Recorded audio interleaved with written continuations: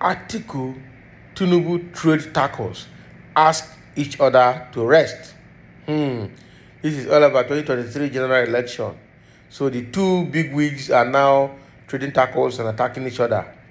The presidential candidate of the People's Democratic Party, PDP, and All Progressives Congress, APC, Atiku Abubakar and Bola Tinubu, have continued to throw jibes at each other with less than 90 days to the February 2023 presidential election. Tinubu, at a campaign rally at the Teslim Balogun Stadium, Surulere, Lagos, described the PDP candidate as a veteran aspirant who should go home and rest. He said Atiku contested in the Social Democratic Party, SDP. He contested in PDP. He contested in the defunct Action Congress of Nigeria, ACN, when we rescued him from Obasanjo. Now he's contesting again in PDP. He should go home and rest. Atiku has been running. Use your PVC, permanent voters card, to vote him and his party out. Use your votes to retire him permanently this time. We must never again allow the rapacious and visionless gang of people destroying people to come near our Commonwealth. They were in government for 16 years. They didn't remember Badagry Expressway. They didn't remember East-West Road. And they didn't remember the second Niger Bridge. In a swift rebuttal, the PDP Presidential Campaign Council, PCC, said with the series of disgraceful allegations against the APC presidential candidate, he has no integrity left to hold office as the president of Nigeria. Kola Ologbodiyan, spokesperson of the Atiku Okowa campaign organization, in a statement described as laughable that Tinubu, who cannot comprehend current political dynamics or articulate any meaningful conversation within the demands of the contemporary Nigeria, is asking others to go home and rest, when such is an advice he ought to give to himself. Can you imagine?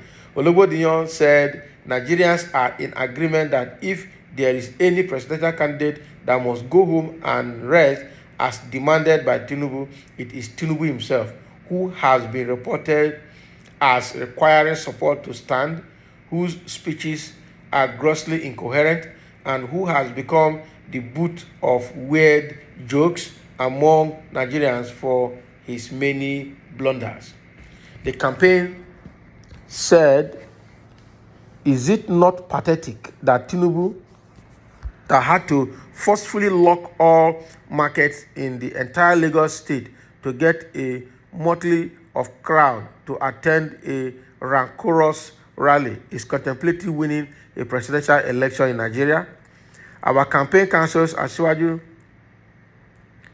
Tinubu to accept the reality that an overwhelming majority of Nigerians have already reached a consensus on electing the presidential candidate of the PDP, Atiku Abubakar, given his energy, competence, capacity, willpower, and understanding of the issues troubling our nation, as well as his readiness to provide the solution.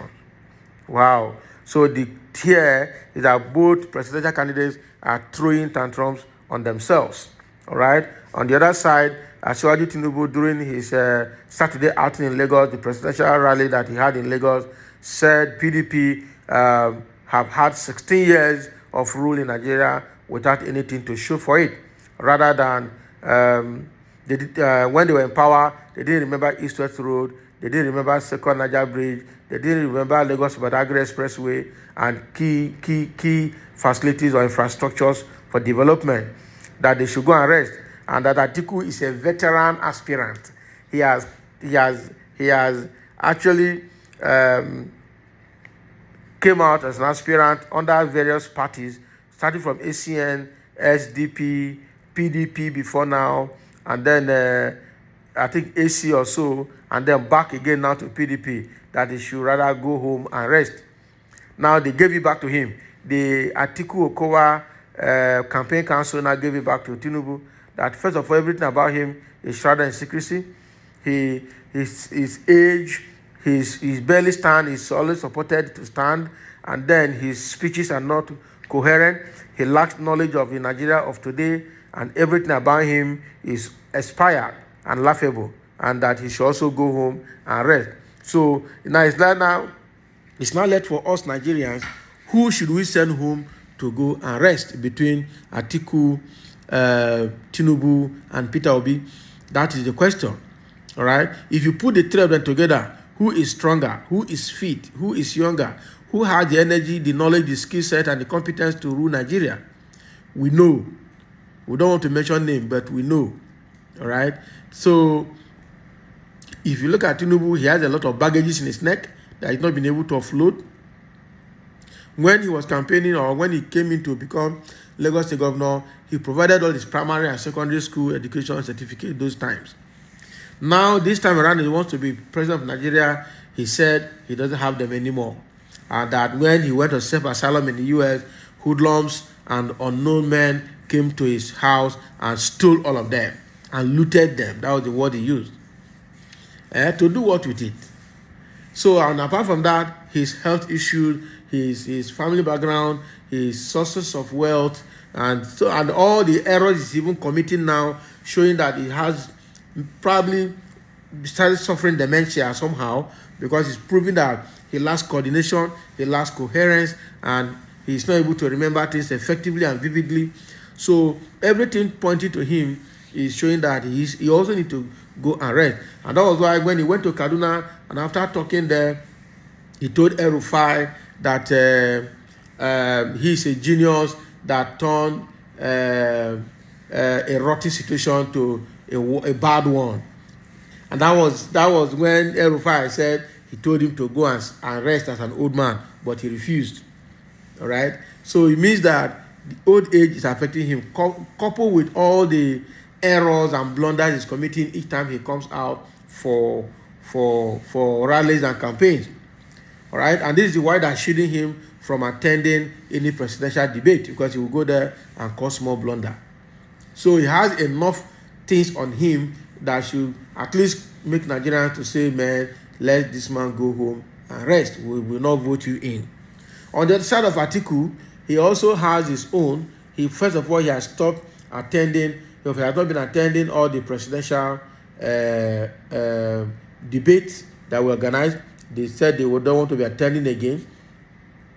Atiku himself has corruption issues starting from when he was vice president to Olusegun Obasanjo up till now. A lot of things are on him. Now he's been accused of being a Fulani man and trying to perpetuate or propagate the Fulani agenda in Nigeria. All of those things are also on his neck. He has not been able to clear himself. Coupled with the fact that he's old, he also having some silent health issues he refused to disclose, and he does not even live in Nigeria. He lives in Dubai. All his life is in Dubai. So how is he going to rule Nigeria from Dubai? That's a question again that we need to answer. Just like Tinubu, he's not in the office yet, but he's already attending medical treatment in UK and in France. How long are we going to do that with such an old man? So both of them are old and should go home. That's my submission. They are old enough and they don't have the strength. Even Atiku that is moving around like he has strength. By the time he stays in that office, man, he will know that of course he was the vice president. They just want to register their name as one-time president of Nigeria. That is all. They don't have anything to offer. All right. Go and look at the likes of Shibanjo and Fashola. When they entered there, they were looking young with enough black hair on their head. Right now, their hairs that have all gone white, gray hair all over their head now, looking old and looking stressed up. So that office is not for somebody that is already fragile and wobbly. It's for somebody who still have energy, who has hot blood flowing, and who is strong enough to stand the Nigerian situation of today. So both of them should go home and rest, not pot calling kettle black. Both of them should go home and rest. So that is the situation here. APC and PDP, Atiku telling Tinubu to go and rest, Tinubu telling Atiku to go and rest. So they keep throwing those or trading those tackles against each other small. So thank you for listening, and let's have your comment.